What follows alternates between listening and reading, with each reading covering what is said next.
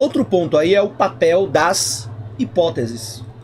Se você perguntar a uma física quanto tempo levaria para uma bolinha de gude cair do alto de um edifício de 10 andares, ela provavelmente responderá a questão supondo que a bolinha cai no vácuo. Naturalmente, essa suposição é falsa. Na verdade, o edifício está cercado de ar, cujo atrito sobre a bolinha em queda reduz sua velocidade. Mas a física esclarecerá corretamente que o atrito sobre a bolinha é tão pequeno que seu efeito é insignificante.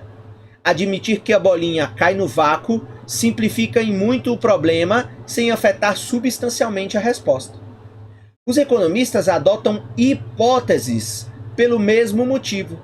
Elas podem simplificar o mundo complexo em que vivemos e torná-lo mais fácil de entender. Portanto, quando a gente pega um manual de economia, como esse do Mankiw, Introdução à Economia, ou pega um manual de macroeconomia, ou um manual de microeconomia, ou um manual de desenvolvimento econômico, nós vamos ver lá que os exemplos, os casos, eles tentam tirar o máximo de variáveis para a gente analisar o ponto-chave. Porque a realidade é tão complexa que se a gente for explicar a realidade de maneira completa, fica difícil entender a realidade. Então, didaticamente, quando a gente está aqui, o economista como cientista, eu tento ver o ponto-chave, ainda que eu compreenda que existam outros elementos, como mostrou aí o caso aí, da física, ou seja, você simplifica e dá uma explicação bem simples para entender o ponto-chave. E claro que aos poucos você vai adicionando outros elementos para tornar justamente essa análise pouco a pouco complexa de maneira didática. E é isso que os economistas também fazem. Então, às vezes, você vai pegar aqui no livro, no manual de Introdução à Economia, uns exemplos que você vai dizer, mas esse exemplo é muito simples. A realidade não funciona assim. Por exemplo, na realidade, um consumidor ele não faz escolha entre dois produtos. Ele faz uma escolha entre 150 mil produtos diferentes. Mas para entender as razões e a forma como um consumidor faz escolha, você simplifica para tornar a análise mais didática. Portanto, olá, para estudarmos os efeitos do comércio internacional, por exemplo, podemos supor que o mundo consiste em apenas 2 países, veja, para simplificar. Eu não vou conseguir fazer uma interpretação do comércio internacional analisando 200 países. Eu vou analisar 2. E o que cada um produz que cada um produz apenas 2 bens. Também, nenhum país produz só 2 bens. Mas a título de análise de construção de hipóteses, eu simplifico. É claro que o mundo real é composto de vários países e cada um deles produz milhares de diferentes tipos de bens. Entretanto, quando adotamos a hipótese de 2 países e 2 bens, podemos concentrar mais nosso pensamento na essência do problema. Uma vez que tenhamos entendido o comércio internacional em um mundo imaginário com 2 países e 2 bens, estaremos em melhores condições de entender o comércio internacional no mundo mais complexo em que vivemos.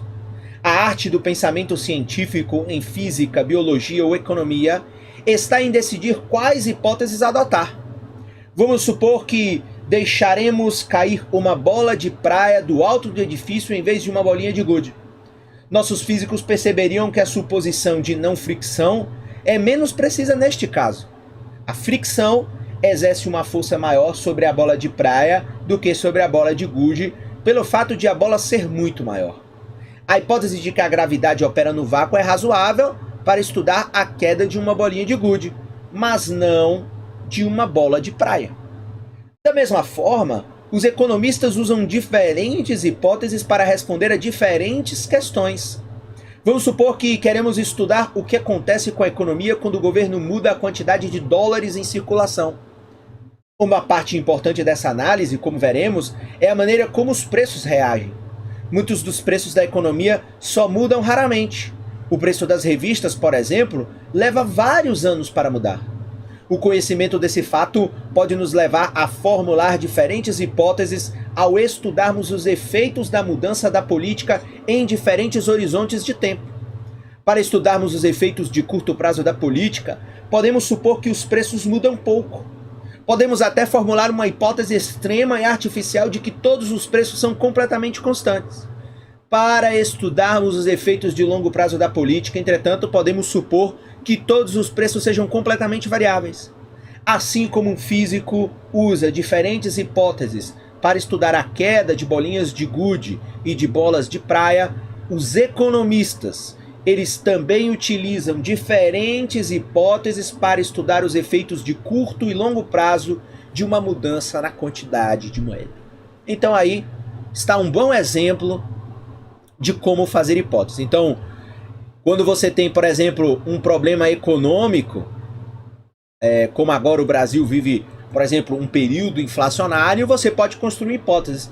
Será que os preços estão altos por conta da pandemia? Será que os preços estão altos por conta do dólar? Será que os preços estão altos por conta das exportações? Será que os preços estão altos porque muitas fábricas pararam de produzir por conta da pandemia e do distanciamento social? Será que os preços estão altos porque o governo está interferindo? Então você tem, para um determinado problema, a construção de um conjunto de hipóteses que vão ajudar na compreensão desse problema.